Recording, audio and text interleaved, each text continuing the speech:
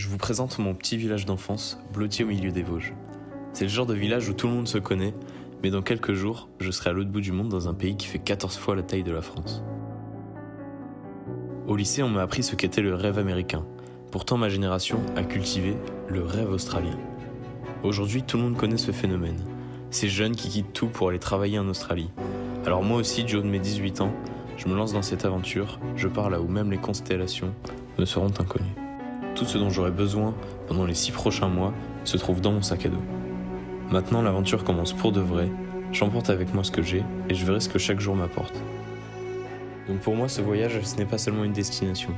C'est une chance de découvrir qui je suis vraiment, loin de mes proches et de tout ce que je connais. Alors certes, c'est pas facile de dire au revoir, mais je continue de poursuivre mes rêves, et pour ça, il faut accepter de sortir de sa zone de confort. On m'a dit que les voyages forment la jeunesse. Alors à 18 ans, je sais que chaque détour, chaque rencontre me rapprochera de la personne que je veux devenir. Parce que vivre, c'est ça. Avancer, explorer et oser. Ok les gars, ça y est, je suis en Australie, là je suis arrivé à Melbourne. Ça fait une semaine que j'y suis maintenant, j'ai pu faire tout l'administratif comme c'était prévu, c'est-à-dire la création de mon compte en banque, l'adhésion à mon forfait téléphonique, ma demande de tax file number, mon numéro fiscal. Maintenant il est temps pour moi de reprendre mes aventures, de repartir. C'est ma dernière soirée ici, donc comme je vous l'avais promis, je vais essayer de traverser l'Australie en stop. C'est-à-dire que là, je me suis fixé un itinéraire de 4800 km direction Darwin, la ville la plus au nord de l'Australie. L'idée, c'est de trouver une ferme sur le chemin, d'y travailler, parce que c'est toujours dans les fermes que je veux travailler moi. Mais si je trouve pas, donc je poursuis mon itinéraire jusqu'à Darwin. Et là-bas, la demande de travail est abondante, donc j'aurai vraiment de quoi travailler et m'y poser.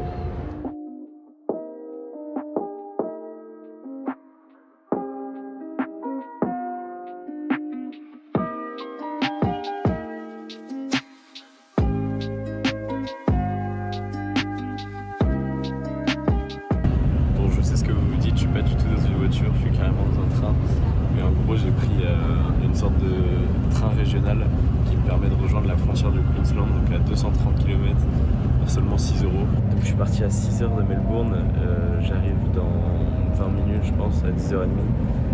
Et de là-bas, je reprendrai le stop.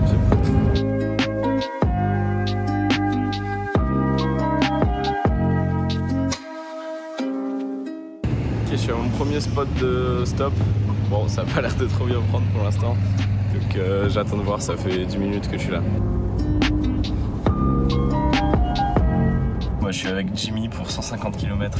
Alors ça c'est fou, il va falloir que je m'y habitue parce qu'on attend un peu. Mais après ça trace sur 150 km et ça c'est vraiment cool.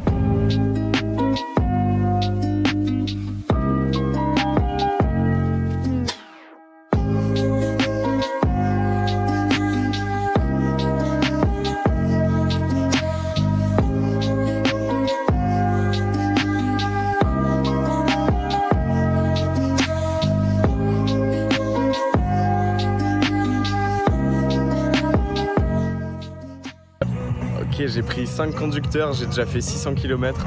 Là je suis sur la route qui relie Adelaide à Brisbane, donc il y a énormément de road train.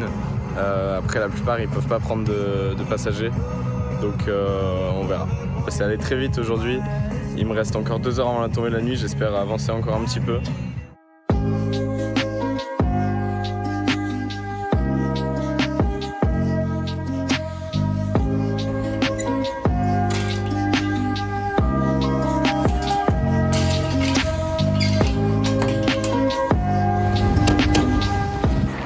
Vous voyez, le soleil commence à se coucher, donc là il faut que j'arrive à sortir de la ville pour trouver un endroit où dormir ou caler ma tente. Donc dernière mission de la journée et après repos. Première nuit en tente, je suis trop content de ma journée. On a fait 840 km en une journée alors que j'avais prévu genre 400 km par jour. Donc génial, un petit peu serré dans la tente finalement, mais ça le fait, c'est bon, il n'y a pas d'araignée, pas de serpent dans la tente. Je peux dormir sur mes 2 oreilles et c'est reparti demain matin. Peace.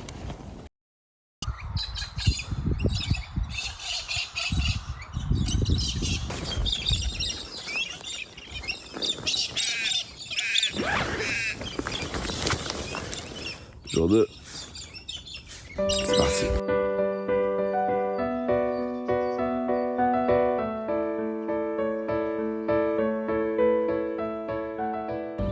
Bon là il est 8h, le campement est plié, mon petit déj et c'est reparti. Du coup j'avais posé la tente juste ici et la route.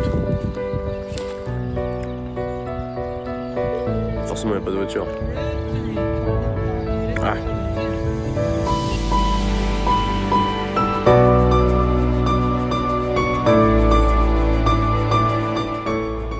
Bon en gros ce qui se passe là c'est que je suis sur la bonne route mais je peux y aller par les deux côtés. Juste si je vais par là il y a 1 heure de plus.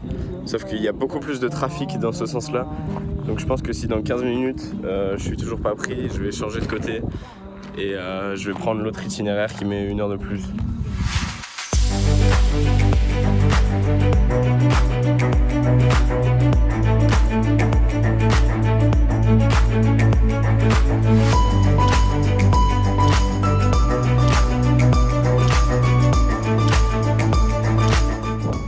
Bon, réunion de crise. Alors, j'ai rejoint l'autoroute, sauf que le problème c'est que maintenant il n'y a que des road trains, enfin quand il y en a encore, parce que la plupart du temps il n'y a pas de véhicule. Ça doit faire 20 minutes que j'ai pas vu un véhicule. Et donc je vais rejoindre les petites routes de nouveau, je vais refaire le chemin à l'envers. Je dois avoir 1 kilomètre de marche avec le sac à dos pour peut-être faire des sauts de puce, le temps de retomber sur un axe où il y a vraiment de la circulation, mais là...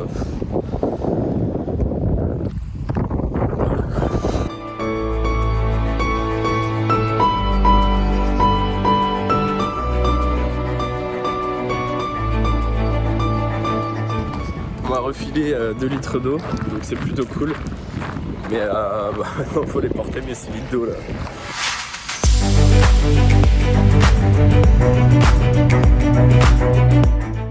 Bon, il y a toujours une justice dans le stop, là j'ai été pris sur 200 km dans une voiture qui ne montait pas au-dessus de 30 km/h en montée, donc c'était un peu long.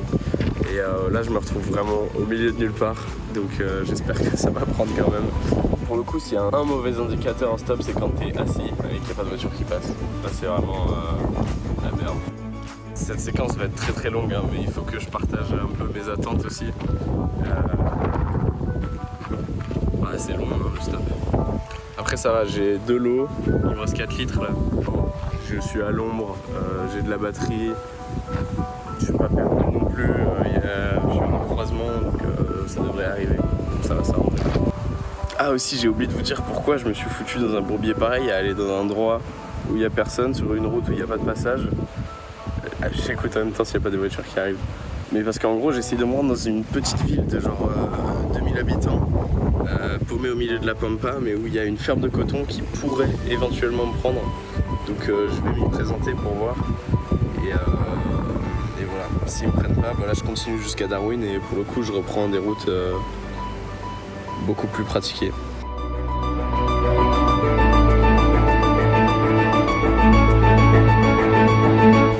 Je viens d'entamer mes premières rations parce que j'ai pas mangé à midi.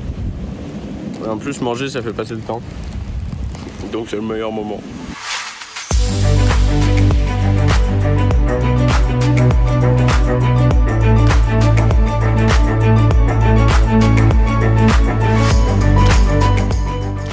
Je crois que c'est à ce moment-là où le mec dans le film il devient complètement barge et il se met à parler à une araignée. T'en penses quoi ?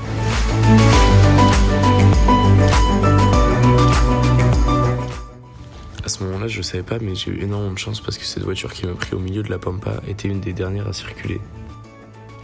Ils ont annoncé à la radio une fois passé que la route était fermée à cause d'un incendie. Bon, après mes 2h30 d'attente, j'ai été pris directement jusqu'à Narrabri, là où je devais me rendre. Donc c'est parfait. Là, je vais juste essayer de trouver la petite ferme. C'est à l'extérieur de la ville, donc je dois m'y rendre. Et ça finit toujours par payer, donc il faut persévérer. Elle allait jusqu'à Brisbane, mais malheureusement, je peux pas y aller parce que d'une, il fallait que je passe à Narrabri. Et de deux, il y a un cyclone qui arrive en ce moment sur Brisbane, donc je vais éviter. Là, sur la voiture, il indiquait 36 degrés, donc je le ressens bien. Je commence vraiment à me rapprocher de l'équateur. Je suis bien arrivé à la ferme de coton au milieu de nulle part. Mais je suis au milieu de nulle part et il n'y a personne en fait. Je sais pas à qui m'adresser. J'ai fait le tour de l'office du domaine là et il n'y a personne. Ok, donc je viens d'aller là dans les accommodations, genre c'est des trucs pour les backpackers justement, parce que lui il prend des backpackers et je suis tombé sur des Français et m'a dit que le boss il revenait à 19h de sûr ici. Là il est 15h30. Donc je vais poser mes bagages et je vais l'attendre devant sa ferme. J'espère vraiment qu'il va me donner un taf, sinon c'est la galère. Comme d'hab, quand on attend, on mange.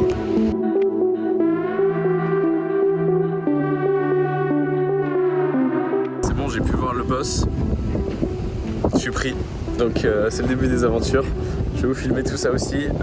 Malheureusement, j'ai pas tenu ma promesse, c'est la fin de ce road trip. Et qui aura fait quand même 1200, 1300 bornes. Je vais calculer tout ça ce soir. Pas de nuit en tente ce soir, j'ai déjà les accommodations. Donc j'ai une petite chambre, moi tout seul. Une cuisine commune, des toilettes communes, des douches communes. Donc là je pouvais pas rêver mieux. Normalement je commence demain ou après-demain, le temps de faire le contrat. Donc dans le prochain épisode, je vais travailler.